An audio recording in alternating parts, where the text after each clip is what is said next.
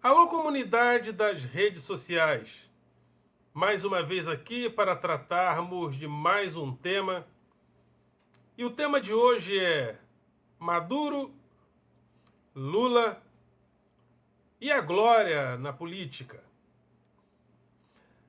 Às vezes a gente percebe alguns jornalistas e comentaristas e cientistas políticos, por que não dizer, mas mais o pessoal da imprensa.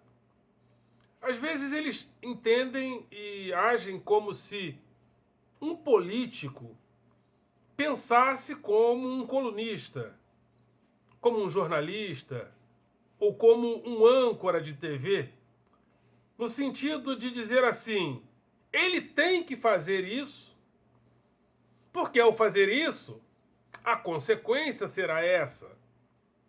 Ele tem que fazer isso porque a comunidade internacional, a política internacional predominante, hegemônica, agiu assim. Então, se todo mundo agiu assim, Lula ou Maduro deve agir assado. Mas até que ponto esse tipo de aparente coerência está dentro do comportamento político, dentro daquilo que é a política? Porque a política tem algumas definições muito claras do que ela é, desde a sua aparição entre os gregos, os fundadores do lugar público que se separa do lugar privado, como Aristóteles fez questão de apresentar na sua política. Ele faz uma definição e coloca a política como aquele lugar da aparição, aquele lugar teatral da aparição pública. E esse lugar teatral da aparição pública tem características muito marcantes. E às vezes, se nós entendermos o que é isso, aí nós vamos entender figuras como Lula, figuras como Maduro. Quem é Lula e Maduro se compararmos os tais com aquilo que é a política? Mas antes de entrarmos no tema de hoje, gostaria de convidar você mais uma vez a se inscrever no nosso canal, a dar o seu like, a fazer o teu comentário e a compartilhar nosso material com outras pessoas. Comente, compartilhe. E não deixe de compartilhar, porque já chegamos aí, já passamos de 7.500 inscritos. Não é um número absurdo, tem canais de milhões e milhões e milhões, mas nem todos têm esse caráter de apuração, esse caráter que nós temos de tratar das coisas não com curiosos, né? Eu não sou um curioso, né? Eu passei por uma formação mínima e quero aqui contribuir com vocês. Esse canal tem o objetivo de combater o pensamento binário, o nós e eles. E o nós e eles fácil da política, inclusive, tem esse caráter, né? Lula contra Maduro, Estados Unidos contra Maduro, Maduro contra Estados Unidos, o imperialismo contra Maduro, e a gente percebe que às vezes as pessoas ficam nessa como se o mundo ainda estivesse dentro daquilo que chamamos de imperialismo desde o século XVIII. Não, o mundo não está mais dentro daquele espectro imperialista que se forma a partir dos séculos XVIII.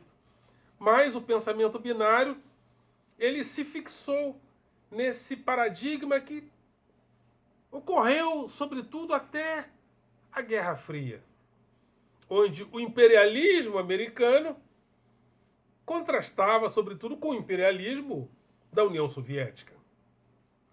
Mas não estamos mais dentro dessas características. Esse canal também tem o objetivo de convidar os professores a participarmos do debate público. Professores, façam aí os canais de vocês, vamos falar, né? Vamos nos pronunciar para que o professor não seja visto como aquele pai ou aquela mãe de aluguel, né? Essa ideia de que a escola é a extensão do lar. Então a gente vira babá de luxo dos filhos dos outros e todo mundo acha que tem que chegar na escola para dar bronca no professor. Não, o professor, ele deve ser aquela pessoa que, em sociedade, contribui para a crítica. O professor, aliás, eu costumo dizer que o meu objetivo, o meu desafio é ser professor na sociedade. Da sociedade e na sociedade. E não apenas na escola. Né? Agora, saímos das universidades e nos divorciamos das universidades. Aí fica muito difícil. Inclusive, trabalhamos em escolas que não são como os colégios de aplicação, que são ligados à universidade. E esse divórcio com a universidade nos separa daquela voz ativa que poderíamos ter diante da sociedade. Mas esse canal tem o objetivo de fazer, de incentivar para que essa voz do professor tenha lugar específico na sociedade. Então vamos lá. Lula, Maduro e a glória política.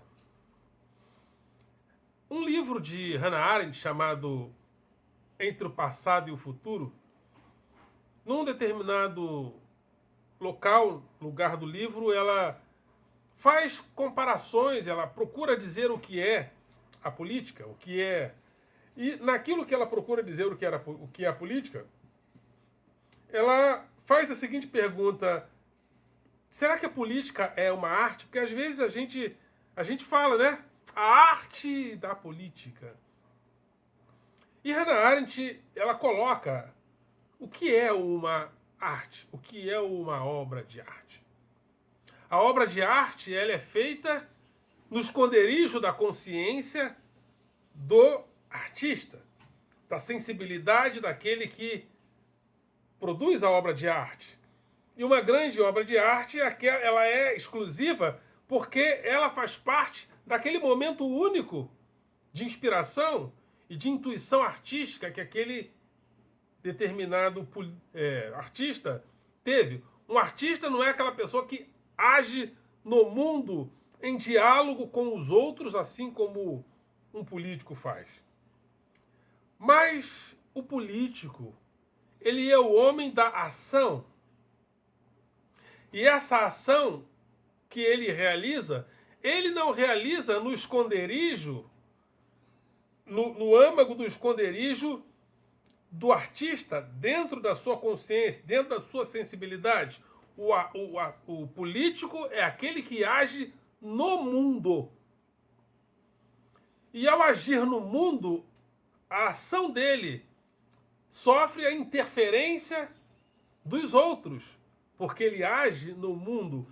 A sua ação política não é sozinha, ela não é solitária. Então, o político em si, Hannah Arendt fala sobre isso também, ele é um homem que está na memória até que ele parte, até que ele morre. Quando ele morre, aí ele vira história. Mas enquanto ele está aqui, ele está no mundo. Também ocupado com o maior objetivo da política, segundo Hannah Arendt: a glória. Às vezes, o comentarista, às vezes o jornalista, às vezes o âncora, ele entende o político como se o político fosse aquele intelectual que deve agir de acordo com a coerência. Não. Ele não vai agir sempre de acordo com a coerência pensada por todos, porque o objetivo do intelectual e do intelectual honesto é a coerência, é a integridade e é a honestidade intelectual. O político tem como maior objetivo a glória política, a glória de ficar bem na fotografia política. E dependendo, evidentemente, das tendências desse político, alguns, alguns males ele não vai fazer, não por bondade, porque saindo daquela perspectiva, ele perderia o seu lugar no mundo, a sua glória.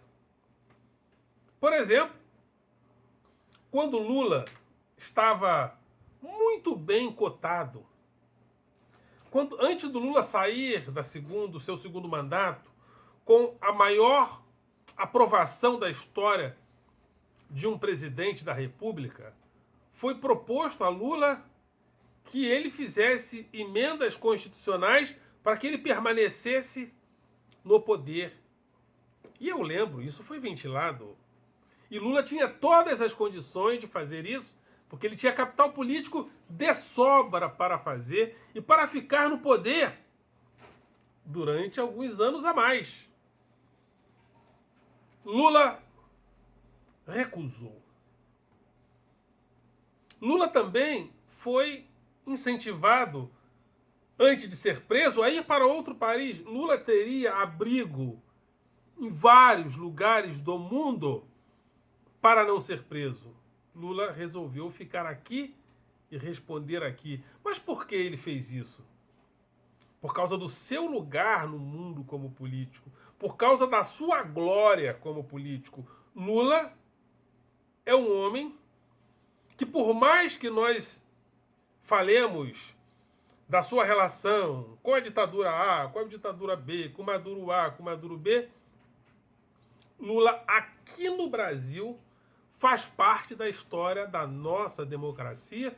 É um cidadão que desde a redemocratização participa ativamente do nosso processo democrático sem se declinar para a direita, para a esquerda. Aqui, dentro da nossa esfera política brasileira, Lula, PT, sempre foram instituições da democracia, muito embora com contradições.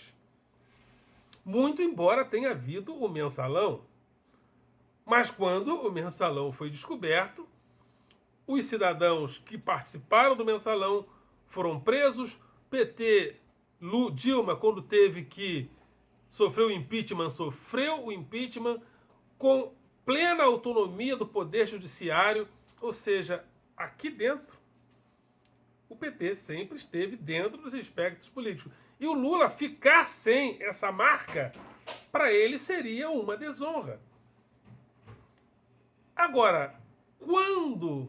Aí nós vamos falar de Maduro, que já tem um outro lugar dentro desse espectro da honra, da glória. Maduro é um herdeiro do chavismo, o principal herdeiro do chavismo, inclusive foi indicado por Hugo Chávez para dar continuidade ao chavismo. E dentro desse espectro, né, do chavismo, a Venezuela realmente não está bem economicamente. E aí nós poderíamos dizer assim, mas por que Maduro não entrega a ata? Por causa do lado negativo da glória, do lado negativo da necessidade da glória. Uma pessoa, ela pode às vezes morrer, mas sair desonrado é uma coisa que a pessoa não faz. Não faz. A desonra. E então Maduro, ele não faz parte do espectro democrático do Lula, do PT. Não faz. Dentro do seu próprio país, até que me provem, até que me demonstrem o contrário. Até que Maduro demonstre, sobretudo, as atas.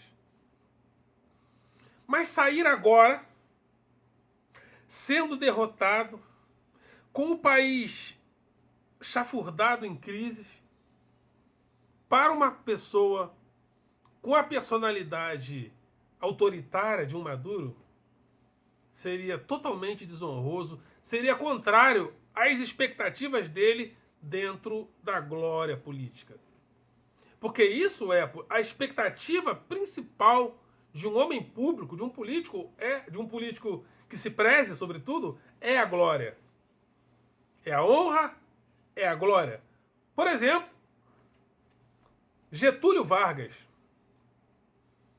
deu um tiro no peito, sabedor que aquele tiro no peito é que iria colocá-lo numa posição de honra dentro da história. Talvez, se ele não desse o tiro no peito, ele seria retirado do cenário político com aquilo que ele entendia por desonra. Tanto é que na carta que ele deixou, a carta de testamento, ele diz: saio da vida para entrar na história. Porque enquanto o cidadão político está vivo, as suas ações são ações históricas com desdobramentos que vão para muito além das suas perspectivas. E até depois que ele morre, os desdobramentos continuam. Mas depois que ele parte, ele entra na história. E esse entrar na história pode ser com honra ou sem honra. Imagine Lula morrer no exterior como fujão. Fugiu do processo eleitoral, da justiça. Seria mais ou menos parecido com a proposta que foi feita para Sócrates, né? Havia condições, segundo o Fédon, né, escrito por Platão, havia possibilidade de Sócrates ser retirado de Atenas. Sócrates entendia o quê? Que ele é Atenas. O que é Sócrates? O que seria Sócrates fora de Atenas? Então Sócrates se submete à cicuta, morre, mas morre Sócrates. Porque Sócrates nada é fora de Atenas. Não havia naquela época o conceito de liberdade individual. A liberdade era a liberdade coletiva, da coletividade.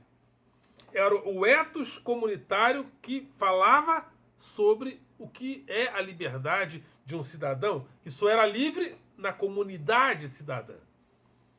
Então, dentro daquele espectro de pensamento comunitário grego, ateniense, Sócrates falou: não, eu fico e morro.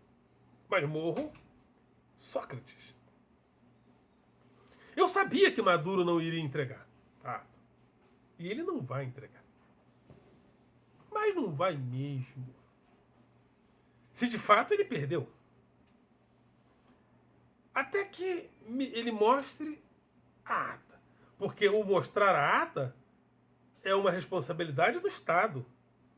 E ele, como maior líder da situação, por que não mostrar? Mas eu sabia. Ele não vai entregar. Em outra situação, por exemplo, olha, eu temo pelo estado psicológico de Donald Trump se ele perde para Kamala. Porque o estado de glória percebido por Trump tem como uma pessoa como Kamala, uma pessoa frágil, perdedora. Aliás, é o que ele se refere sempre às pessoas como perdedor. No mundo de Trump só tem o vencedor e o perdedor, uma coisa bem americana, né? Aqueles filmes de universidade americana, onde um indivíduo, ou ele é o capitão do time de futebol, ou ele é um M, né? Na vida, um nada.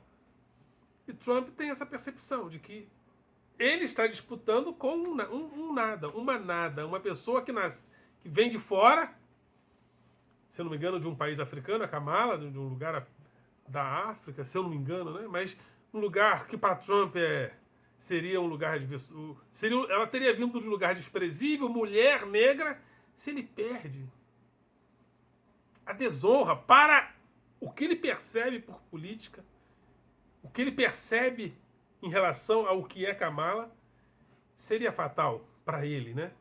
Tanto é que ele disse, né, antes do Biden sair da disputa, vencer Kamala vai ser mais fácil.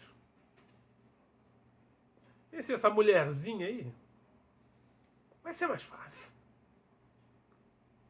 Então, essa é a política. E, às vezes, é importante que o jornalista pense como jornalista, ou seja, ele leva a informação, ele pensa na coerência, o intelectual pensa dentro da honestidade intelectual, o político pensa a partir da sua perspectiva de honra ou de glória política. Lula entende que ele é um negociador. É assim que Lula quer ser visto pela humanidade. Um negociador. Então Lula não vai abrir mão, não vai expor Maduro, ele vai tentar continuar, ele vai tentar manter um foco de diálogo entre ele e Maduro, entre o mundo e Maduro. Né? Quando começou a guerra da Ucrânia com a Rússia, Lula procurou colocar Rússia e Ucrânia no mesmo patamar. Errou, mas errou tentando ser Lula, tentando ser o cara da negociação, porque é assim que Lula quer ser visto, dentro da sua glória, da sua percepção do que é a honra, do que é a glória na política. É assim que ele quer ser visto. Então ele não vai fechar as portas para a negociação para Maduro, porque dentro da geopolítica mundial, Lula é hoje a maior referência de esquerda do mundo. É por isso que Maduro está tentando colar Lula a ele. Olha, eu vou ligar para o Lula. E o Lula, me falaram, segundo a imprensa, Lula não quer ligar para Maduro, sobretudo não quer ser visto conversando com Maduro, fora da companhia dos outros presidentes que estão dizendo, dos outros presidentes aqui de esquerda da América Latina, né, México, Colômbia, que querem que Maduro mostre as atas. Ele quer colar, ele quer ficar colado com... E Lula entende a importância dele para que Maduro tenha uma saída. Porque Maduro, dentro do que ele percebe por honra e por glória política, se ele se vê totalmente acuado, coitado do povo venezuelano. Aí já entra o lado pragmático. É mais do que uma teimosia de Lula, é o lado pragmático. E, né, ouvindo do professor Paulo Giraldelli, uma coisa importante que ele falou, não adianta. Lula não vai agir nem de acordo com o PT e nem de acordo com a imprensa. Ele vai agir de acordo com ele, com aquilo que ele, Lula, percebe como a sua honra, a sua glória política e o seu lugar no mundo como político. O seu lugar do Lula no mundo como político, e ele quer intensificar isso, é de negociador. É assim que Lula quer ficar na história, é assim que Lula quer ficar na memória, é assim que Lula quer que a sua honra, que a sua glória política seja vista na história. É isso aí. Vamos voltar, né? Esse assunto dá panos aí para as mangas da vida. E nós vamos voltar neste tema. Ok, galera? Vocês são do coração.